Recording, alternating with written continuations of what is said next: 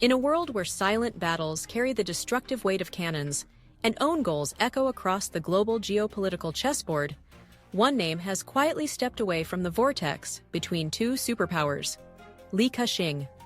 While the world remains transfixed by the US-China rivalry, a silent empire has withdrawn from 43 strategic port positions stretching from Rotterdam to Singapore, Dubai, to Panama, golden links in the global supply chain.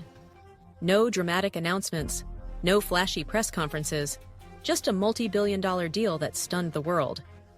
But what enraged Beijing wasn't the price tag, it was the seller. One of us, a billionaire once celebrated as China's pride. And what shocked Washington was the timing, right as Xi Jinping prepared to roll out the red carpet for Western tycoons in Beijing. This move triggered retaliation against the Li family, a saga we're about to unravel, a geopolitical earthquake beyond Panama. After suffering a bitter geopolitical defeat at the Panama Canal, many assumed China had lost a critical asset. But the truth was far more significant. In addition to two key Panamanian ports, Beijing relinquished ownership of 43 ports outside mainland China and Hong Kong to a consortium led by U.S. financial titan BlackRock. These weren't just logistics hubs, they were strategic choke points in the global supply chain. Among the 43 ports were some of the most crucial global nodes: Asia, Hong Kong, Shanghai, Singapore, Busan, vital international transport centers. Middle East, Jebel Ali in Dubai, the Gulf's top transshipment hub, and Aqaba in Jordan, the nation's only outlet to the Red Sea. Europe, Rotterdam, Netherlands, Felixstowe, UK, Antwerp and Barcelona, Spain, Hamburg, Germany, critical global trade intersections. By controlling these ports, China once held immense leverage across key regions, dominating maritime trade routes. Ports across the Middle East and Africa, especially along the Indian Ocean and Red Sea, played pivotal roles in energy and commodity transport, giving Beijing a strategic advantage over Western and regional powers. The ports of Balboa and Cristobal stand as strategic gateways, linking Asia with the Americas and serving as vital conduits for global trade. Their control allowed China to enhance its maritime influence, facilitating the swift movement of goods and energy across continents. However, the recent handover from C.K. Hutchison to a BlackRock-led consortium marks a pivotal shift. This transition not only diminishes China's grip on crucial trade routes, but also increases Western leverage in global logistics. As Beijing grapples with this loss, the balance of power along these essential choke points may tilt, reshaping geopolitical dynamics and potentially curtailing China's ambitions on the world stage. Beijing's ferocious response. This own goal provoked a fierce backlash from Beijing. State-run media denounced Li Ka-shing, accusing him of betraying China by selling assets to U.S. companies. Regulatory agencies, including the State Administration for Market Regulation, launched investigations into the deal, citing possible anti-monopoly and national security violations. According to Bloomberg, even the Ministry of Commerce began reviewing the transaction for potential loopholes. C.K. Hutchison now faces an onslaught of pressure, with stock prices tumbling under relentless regulatory scrutiny. For the Li family's business empire, this could mark the beginning of profound consequences, both in China and beyond. A controversial timeline. Curiously, C.K. Hutchison announced the Panama port sale in early March, yet backlash erupted only after March 13th, 2 days after the conclusion of China's critical two-sessions political meeting. This delay fueled speculation about Beijing's true motivations. Initially hesitant, the government moved forcefully only once the deal drew global media attention, aiming to protect national interests and prevent Western control over strategic Chinese assets. Li Ka-shing's deep ties to Beijing, particularly through infrastructure projects in Hong Kong and the mainland, further complicated the matter.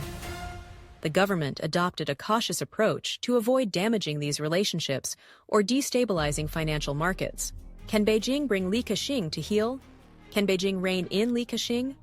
The investigation into CK Holdings appears more focused on halting the transaction than punishing Li directly.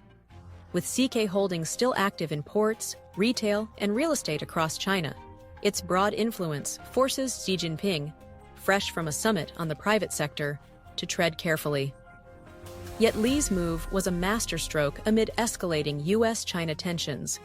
With Washington sounding alarms about China's growing presence at the Panama Canal, Li sent a clear message: "I am not China's economic envoy."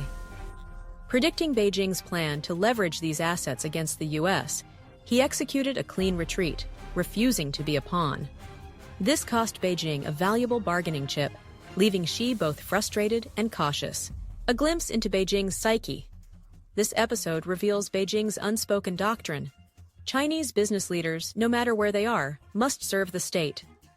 It's a strange notion that your global assets belong to China. Your profits are yours, but your loyalty to the regime is non-negotiable. By contrast, in Western democracies like the United States, property rights are separated from political power. Entrepreneurs operate freely within the legal system, not under ideological allegiance. In China, patriotism equals absolute loyalty to the Communist Party, especially for offshore billionaires. In the West, it's about respecting the law and constitution, not bowing to a regime. This conflict explains Beijing's fury over Li selling to American firms, Xi's anger, Li's foresight.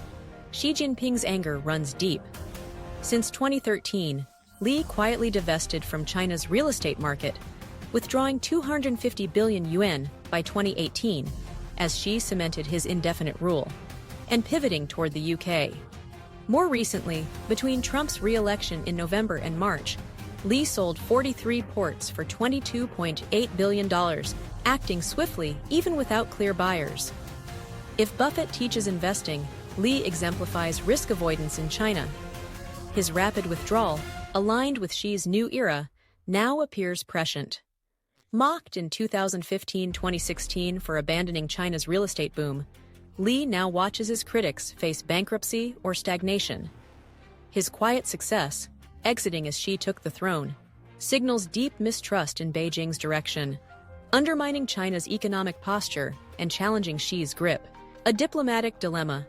Xi's unease peaked as he prepared to welcome multinational CEOs after the China Development Forum, March 23, 24. With executives from FedEx, Siemens, BMW, and others attending, Li's exit undermined Beijing's effort to reassure foreign investors. Critics labeled Li unpatriotic for selling to America's hostile forces. Yet Xi was simultaneously courting those very companies. This contradiction exposes a deeper truth. Li's choice highlighted America's upper hand in the US-China rivalry, wounding Xi's vision of China as the world's economic center. Beijing's strategic miscalculation. Beijing's belief that economic ties would bind Washington, using corporate influence to temper US politics, overestimated financial leverage and underestimated Western values. China treats economics as a coercive tool. The West sees it as a bridge of trust. This misalignment destabilizes the relationship. Historically, China's tilt against the Soviet Union opened the US market, but it was politics, not economics, that drove the shift. For over a decade, Beijing misread the balance, escalating political friction while luring US firms, assuming economic ties could withstand endless strain. The opposite proved true. This illusion, already broken over Taiwan, is now crumbling with the US. By favoring economic dominance over political prudence, Beijing stumbled, ignoring the reality that political will shapes economic engagement. Beijing's blind spot toward this dynamic ensures repeated strategic missteps. Until it adapts, tensions will continue to rise. Let us know your thoughts in the comments. Every perspective matters.